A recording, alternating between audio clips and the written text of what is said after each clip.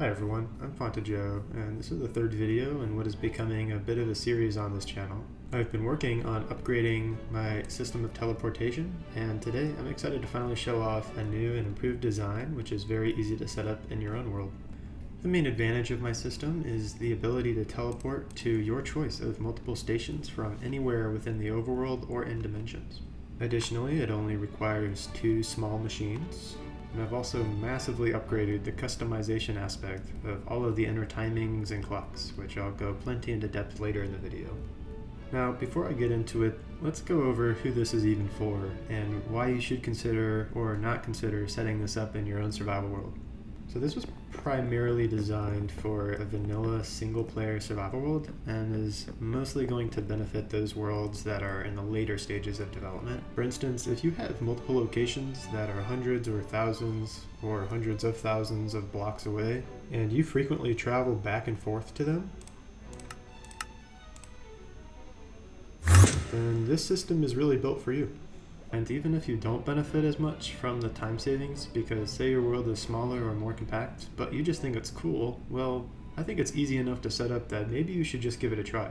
That being said, I'm not going to make a block by block tutorial for this version like I did on the last. Instead, I'm just going to go more into depth on each individual part, so building it yourself should be easy if you're paying attention and pausing the video when necessary. First, I'd like to give an overview of how the old version worked. The idea was that you would have a bunch of identical hopper clocks at different teleporting stations around your world, and then you'd also have a single global hopper clock that I call the CPU being preloaded as well, and this would output a steady rhythm of minecarts, which you can see in your F3 screen as short pulses.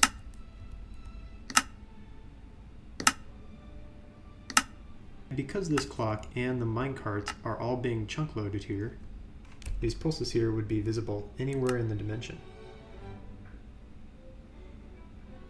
You could then configure each station's hopper clock around your world to be timed up with the CPU in a way that would output a signal during a different minecart pulse.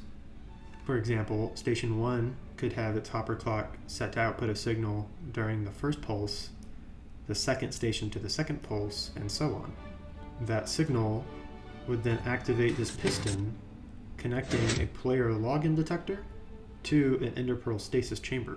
So basically, whenever you relog, every single one of these stations emits a redstone pulse, but depending on which minecart pulse you logged out on, you would only activate that designated stasis chamber. This design worked okay, but it had some major flaws. Since you needed to have all of the hopper clocks perfectly in sync 24/7, it was pretty easy for something to get off time, meaning the station wouldn't work properly. For example, when teleporting to the end dimension, I noticed that all my hopper clocks in the end would get delayed by a tiny amount. And in theory that shouldn't happen, because all of the clocks are continuously being preloaded, but it was happening anyways, and after just a few teleports, the end clocks would get just enough out of sync with the overworld clocks that they wouldn't be usable and would need to be reset. In addition, even though the timing of everything was customizable, it certainly wasn't easy. And on top of that, configuring the teleporters to the CPU relied on a well-timed player input, meaning there was some room for human error. Another flaw was in its clear inability to work in multiplayer. You see, if the player had set up the system and had it loaded with their interpearls, as soon as they logged out for the day, the clocks should freeze in time. And that's all intended. However, if another player came along and simply loaded either the CPU or a teleporter, these clocks are going to start running while all the other clocks are still frozen. The only solution that I could think of is to have every single player put in a pearl in each chunk containing a teleporter or a CPU. But that doesn't sound like fun to me, plus you'd be locked out of having new players join. Now I want to go ahead and thank Dashboom4 for showing interest in this version of the system, and basically getting me to work on it again. And with the exception of the multiplayer compatibility, I think I addressed all of the other issues in version 2. which I will now smoothly transition to talking. So the main difference in version 2 is that instead of having hopper clocks running 24/7, which can get out of sync and mess up everything, now the pulse cycle only runs one time, and is manually started through the login detector by simply doing a relog. You then initiate the teleportation by relogging a second time using the same pulses as in the first version.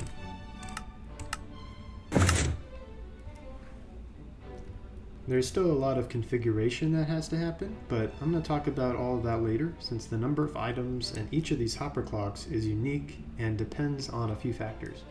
This new method completely eliminates the opportunity for the clocks to get out of sync from one another. The only downside is that it's going to require 2 relogs to teleport, but I actually see that as a positive. You see, in the previous version, you just had to wait until that cycle comes through. And if you tried to build version 1 on your own, you probably noticed that it could take a little while, especially if you had more than 8 pulses in your setup. And in version 2, you begin the cycle yourself. And the only timing that matters is your second relog. This also means that you can now do a single normal log out without worrying about accidentally teleporting, or having to open the F3 and checking for your position in the cycle. You can now just log out and know that nothing's going to happen unless you relog again in a very specific timing. Alright, with the overview out of the way, let's go through the setup process. I recommend starting with the CPU. This, as well as the teleporters, all need to be built in a single chunk, so press F3 and G to see the chunk borders and just make sure that the whole contraption stays within the lines. To start, you're going to make this little login detector here. There's a wall here, the block, and an observer that's facing into it. We have a piston on top that pushes this water source into that water source. Make sure that water source has a block above it. And this one can just be a stair to reduce blocks.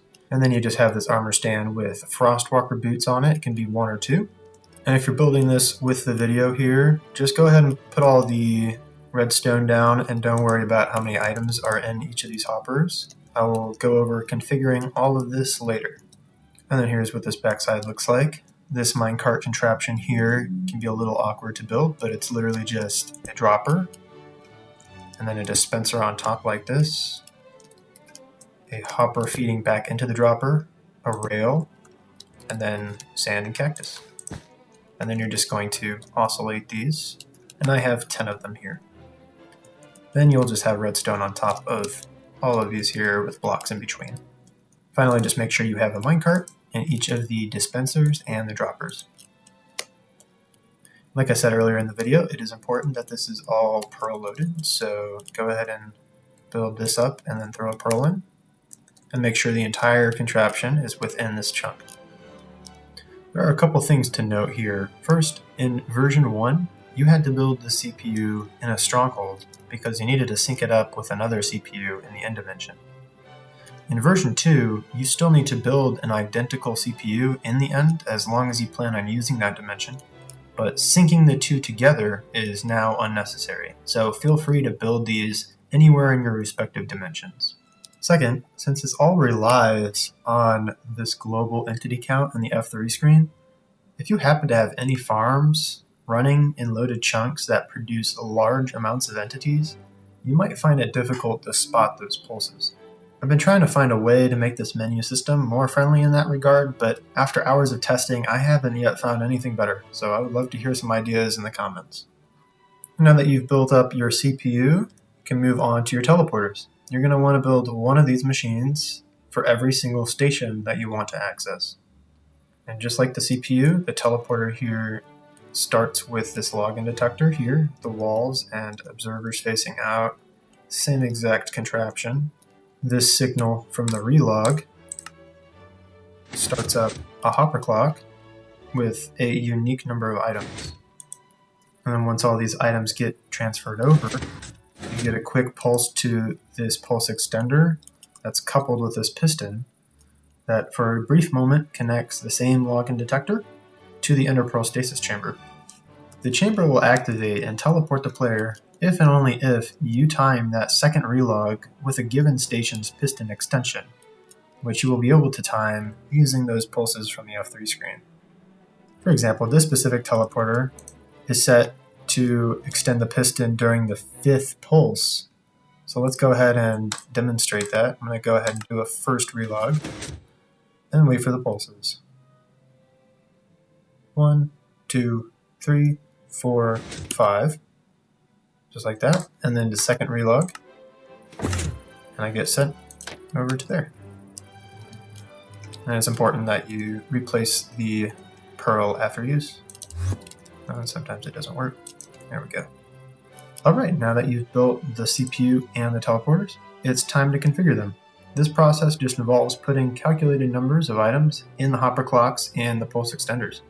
I'll show you the numbers that I personally use, as well as some other settings you might prefer if you build this. First, you're going to want to configure the CPU. There are 3 clocks here that you can customize.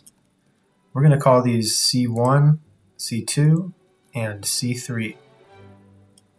C1 is a pulse extender that delays the signal produced by the player login detector.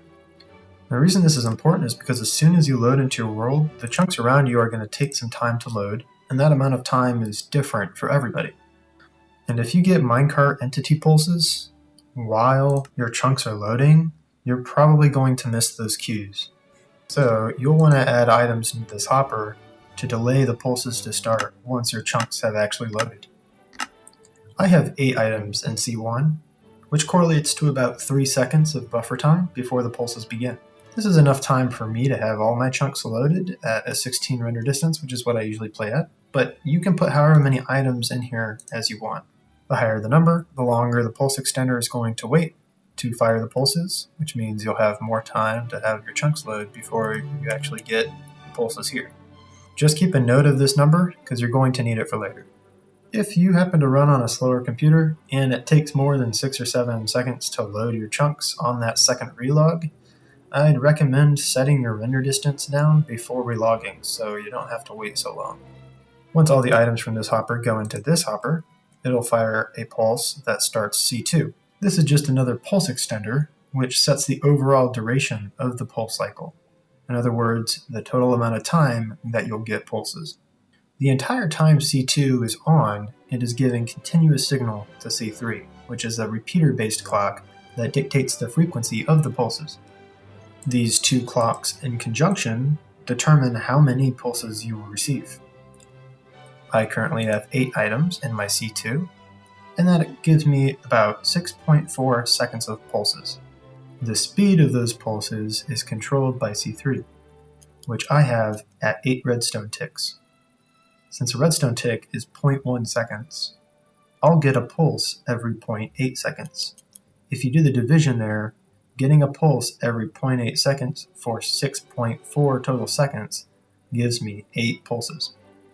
You can feel free to mess with these numbers as you please, but my current setup is giving pulses just about as fast as I would recommend someone to go, especially when you're first building this. I would actually recommend starting with 16 items in C2, which will give 12.8 seconds of runtime. You can pair that with a 16-tick C3 by adding 2 full delay repeaters. This combination will also give you 8 pulses, but they will be slower, giving you more wiggle room to get your relog timing correct. The only real downside to going slower here is that you'll have to wait longer to teleport, so it's important to find the balance. Now maybe you want the slower speed, but you don't need 8 unique locations. In that case, you can keep C3 at 16 redstone ticks, but put fewer items in C2. 8, for example, will reduce it down to 4 pulses. If you like the fast pulses of an 8 redstone tick C3, and you want more pulses to give you more unique stations, then put 16 items in C2, keep this at 8, and that'll give you 16 pulses. Once you've got your CPU all set up, you need to go around and insert items into your teleporting station's hopper clocks. So just bear with me here. Maybe it's a good time to take a break before you do this. You're going to go ahead and start with the number of items you have in C1. I have 8. So I'll put 8. Then you're going to take your C3 number. In this example, mine is 8. You're going to divide that by 4, so now 2. And you're going to multiply that number by the station number that you're setting up. Mine is 1, so 2 times 1 is 2. I'm going to add that on top of there. So my station 1 is going to have 10 items. Let's do another example over here at station 5. Let's say you have 10 items in C1 because you want that slightly longer delay. We'll start with 10. And let's say you have a 16 tick clock at C3 for those slower pulses. You're going to start with a 10. Then you're going to take 16 from your C3. You're going to divide that by 4. So now you have 4. And then you're going to multiply 4 by 5 because we're at station 5. 4 times 5 is 20.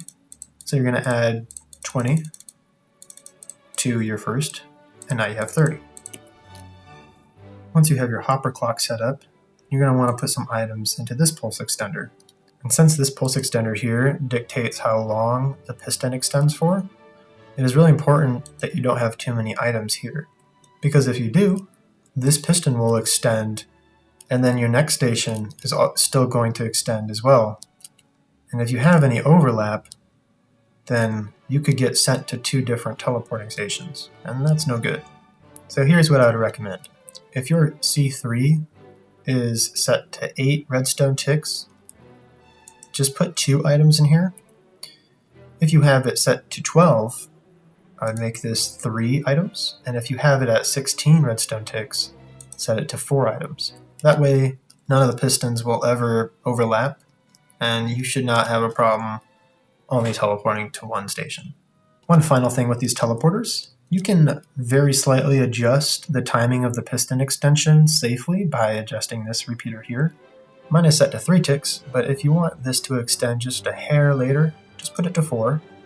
And if you want it to extend just a little bit earlier, set it to 2. Whatever you do, don't set it to 1. Otherwise, the signal will not go through here. It just won't happen. I don't know why, it just doesn't work. And that's the entire setup process done. Like I said, this works everywhere in the overworld and the end. Just make sure the numbers you use for the CPU in the overworld match the one in the end. So why does this not work in the nether? Well, unless you can get water in the nether, I don't believe that there's a reliable and easy way to make both the player login detector as well as the Enderpearl stasis chamber. I've seen some designs for both, but they haven't worked reliably in my testing. For me personally though, it's not a huge downside. Besides, the main reason I go into the nether is for long distance travel, which is kind of taken care of now. And because of the changes in the new version, you can now do a normal logout in the nether without accidentally setting off a teleportation because you couldn't tell where you were in the cycle. Last thing I want to address is multiplayer functionality. Many of you are asking about this, so here's the thing. The entity count number here, it's going to include entities loaded by all players on the server. So you can see why that might be an issue if we're relying on seeing pulses of those numbers while others are moving around, loading chunks, and making that number go crazy.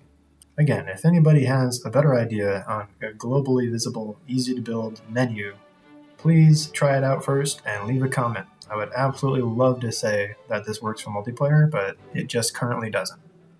Alright, that's all I have to say. Thanks for watching. Catch you around.